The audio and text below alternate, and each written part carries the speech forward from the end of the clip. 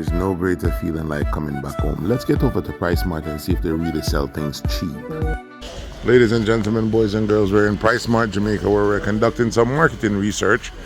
And the research that we're doing is we're just basically checking to see how does buying your flat rate food box from Walmart, and like the extra large flat rate food box is like $2.30, right?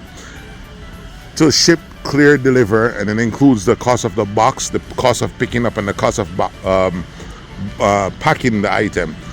Now, the extra large flat rate food box is about the size of a half of jumbo barrel.